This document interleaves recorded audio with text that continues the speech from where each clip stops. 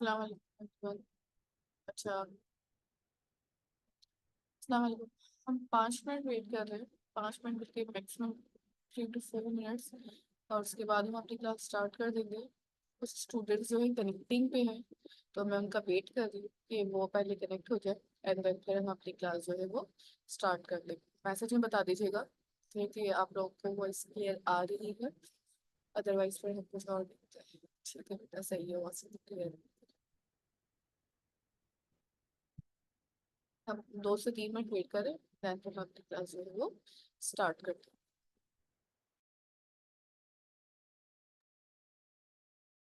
अच्छा, हाँ, अपनी क्लास स्टार्ट कर रहे हैं अब। ठीक है। बेसिकली हम आपके पास चैप्टर जो पढ़ रहे थे वो आपका थ्रेड्स का चैप्टर था। अच्छा, थ्रेड्स का चैप्टर हमने अपने पास लास्ट क्लास में स्टार्ट कर दिया था, तो उसी चैप्टर को ही आज हम कंटिन्यू करेंगे। और हमारी कोशिश ये होगी कि आज ये चैप्टर हमारा वाइंड अप हो जाए। ठीक है। अच्छा, हमने लास्ट क्लास में ये सारी एग्जाम्पल्स जो थी वो डिस्कस कर ली थी थ्रेड्स की, और इसके बाद हम अपने पास जो है थ्रेड के स्ट्रक्चर और सपोर्ट पे आ गए। ठीक है। अच्छा, थ्रेड के स्ट्रक्चर और सपोर्ट की अगर हम बात करें तो उसके अंदर हमारे पास ये 4 टॉपिक्स थे, यानी कि 4 ऐसी चीजें थी जिनके बारे में हमें डिस्कस करना। सबसे पहले आपके पास थ्रेड का स्ट्रक्चर और रिसोर्सेज थे। इसके अलावा आपके पास थ्रेड्स एंड उसके प्रोसेसेस में क्या सिमिलैरिटीज और डिफरेंसेस है, हम उसको एनालाइज करेंगे। देन आपके पास बेनिफिट्स क्या क्या है, चैलेंजेस, और थ्रेड सपोर्टेड ऑपरेटिंग सिस्टम क्या क्या हो सकते हैं। ये जिस आपके पास सिर्फ एक ओवरव्यू है कि आपने अभी फर्दर आज क्या क्या चीज़ें जो है वो डिस्कस करनी है। ठीक है। अब अगर हम बात करें थ्रेड स्ट्रक्चर या थ्रेड रिसोर्सेज की, तो सबसे पहले आपके पास हमारा जो पहला क्वेश्चन ये होता है वो ये माइंड में आना चाहिए, हमने प्रोसेसेस पढ़े हैं, प्रोसेसेस का आर्किटेक्चर देखा है।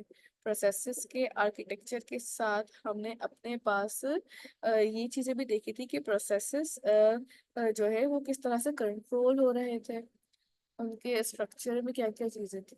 अब हमें बात करनी है थ्रेड्स के पर्सपेक्टिव से, तो दोनों में क्या चेंजेस है हम वो एनालाइज कर रहे हैं। ठीक है। तो डेफिनेटली सबसे पहले हमारे पास प्रोसेस और थ्रेड में क्या डिफरेंसेस आ रहे हैं, पहले हम इसको एनालाइज करते हैं।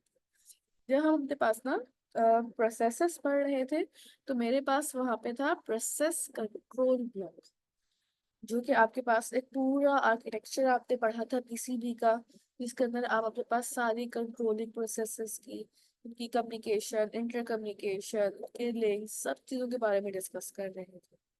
इसी तरह आपके पास यहाँ पे पीसीबी की तरह ही जो है टीसीबी भी होता है। TCB stand for threads control block.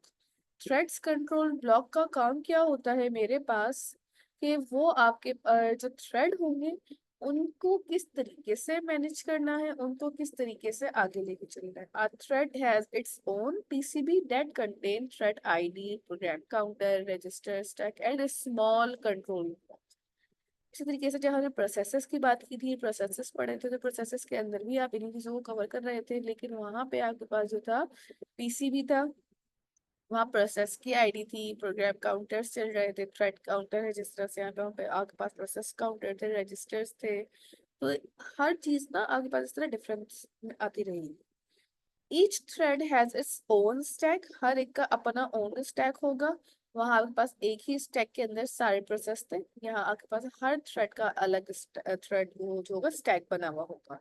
Because thread can call different functions or procedures and thus are different execution history। Her process जो था वहां पे एक ही स्टैक के अंदर से जब उसको कॉल किया जा रहा था, जब उसका वेटिंग टाइम कंप्लीट हो रहा था, वो आके अपना प्रोसेस रन कर रहा था।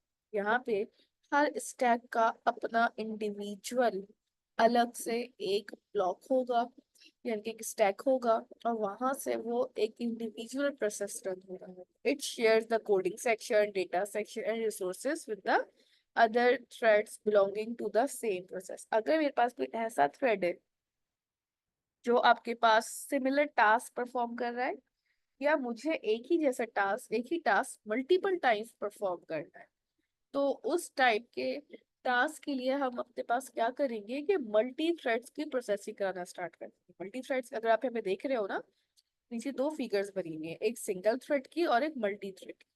बेसिकली अगर मेरे पास कोई ऐसा प्रोसेस है जो आपके पास दूसरे प्रोसेसेस के साथ भी शेयरेबल है, और वो शेयरेबल प्रोसेस का काम और आपका थ्रेड का काम सिमिलर वे में चल रहा है, या आप अपने पास सिमिलर काम कर रहे हैं, तो आप अपने पास एक ही स्टैक में रहते हुए उन प्रोसेस को शेयर कर सकते हैं। ये अलग स्टैक है, ये इसका स्टैक है, ये इसका अलग स्टैक है, but they all can be go through in a one process। ये एक ही प्रोसेस में आ जाएंगे सारे स्टैक आपस में मिलके। यानी कि आपके पास जितने मल्टी स्टैक्स थे, अब मल्टी स्टैक्स को आप चाहें तो एक साथ कंबाइन करके भी रन कर सकते हैं, अगर उनके प्रोसेसेस डेटा सेक्शन जो है वो सेम आ रहे होंगे। अगर आपके पास डिफरेंट स्टैक्स हैं, यानी कि डिफरेंट प्रोसेसेस हैं, तो डिफरेंट प्रोसेसेस के लिए फिर आपके पास ऑप्शन होगा कि मैं अपने पास जो है एक सिंगल प्रोसेस में काम करूं, इंडिविजुअल काम करूं। ठीक है, तो यहाँ पे आपके पास दोनों ऑप्शन हैं कि मैं अपने पास सिंगल थ्रेड पे काम करूं, या फिर अगर मेरे पास उनकी मैकेनिज्म, उनका डेटा सेक्शन या कोडिंग का काम सिमिलर वे में है, तो मैं अपने पास उन सब को कंबाइन करके भी काम कर सकती हूँ। ये मल्टी थ्रेड का कॉन्सेप्ट मुझे कह रहा होता है। अच्छा, देन आपके पास यहाँ पे आपके पास यहाँ पे एक और चीज आ जाती है कि अगर हम इन्हीं थ्रेड्स की बात कर ही रहे हैं, तो यहाँ पे इसकी एक एग्जांपल है। Let suppose I have a main memory जिसके अंदर आपके पास एक कर्नल है, और उस कर्नल के अंदर डिफरेंट क्रोम ओपन हुए। ठीक है, डिफरेंट क्रोम की एक्सी रन